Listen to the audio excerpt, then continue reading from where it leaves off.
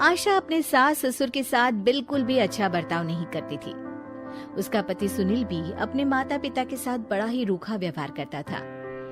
अब उनके बेटे की शादी मेघा से हो गई है और हवा का रुख बदल रहा है।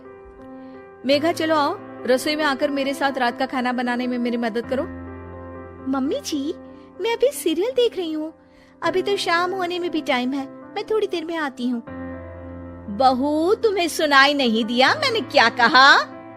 मम्मी जी, शायद आपको सुनाई नहीं दिया जो मैंने कहा। आशा रसोई में जाकर सारा खाना खुद बनाती है और मेघा अपनी दादी सास ससुर के साथ बैठकर बातें कर रही होती है। आशा को बहुत गुस्सा आता है। आशा मेघा के पास जाती है और उसे बुरा भला कहने लगती है। कैसी बहू हो तुम? सास खाना बना रही है और तुम यहाँ गप्पे मार रही हो।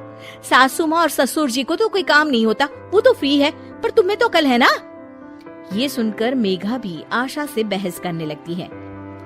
मम्मी जी, ये आपकी सास ससुर हैं, आप इनसे इज्जत से बात कीजिए, और हाँ, प्यार से बोलेंगी तो कुछ भी कर लूंगी, पर ऐसे रौब झाड़ेंगी ना तो भूल जाइए कि कोई काम करने वाली हूँ मैं। क्या? तुम्हारी इतनी हिम्मत? मेरी ही किस्मत फूटी है जो मुझे तेरे जैसी नालायक बहू मिली है।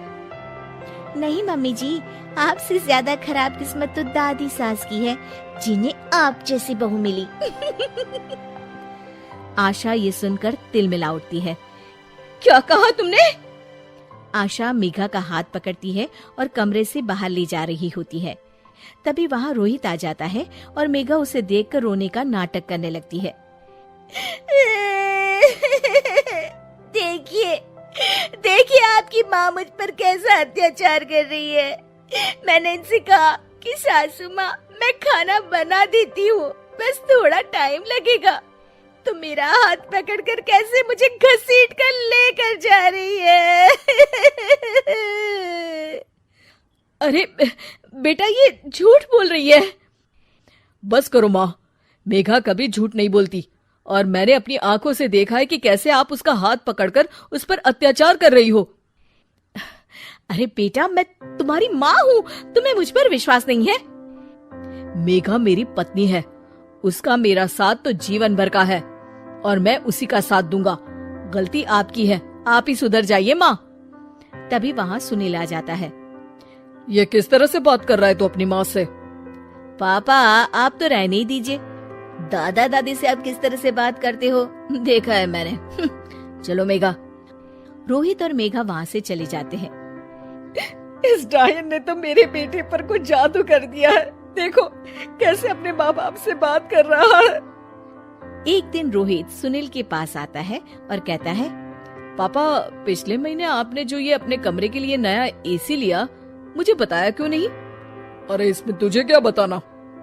आपको बताना चाहिए पापा, अब मेरी शादी हो चुकी है, खर्चे बहुत हैं, आप तो रिटायर हो गए, मेरी कमाई पर घर चलता है, तो हिसाब तो रखना पड़ेगा ना। और वैसे भी आप लोगों को एसी की क्या जरूरत थी, पंखा ही काफी था आप लोगों के लिए। आशा को याद आता है कि कैसे उसने अपने सास ससुर के साथ बुरा बर्ताव किया था। ये सब हमारे ही कर्मों का नतीजा है।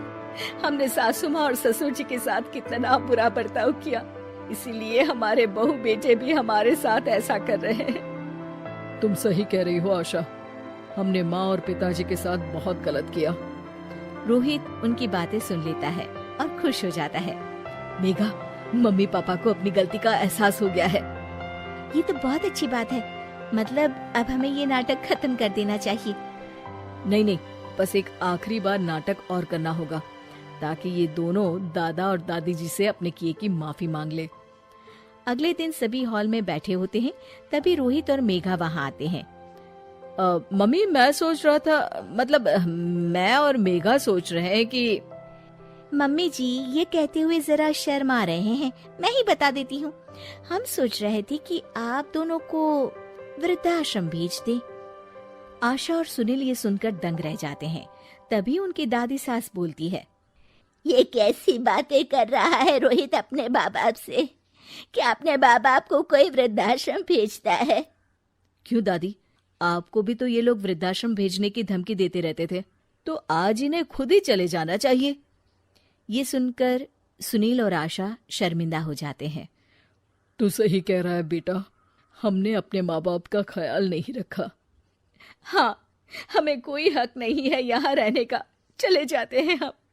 हमें माफ कर दीजिएगा सासू माँ और ससुर जी, हमने आप लोगों के साथ बहुत गलत व्यवहार किया।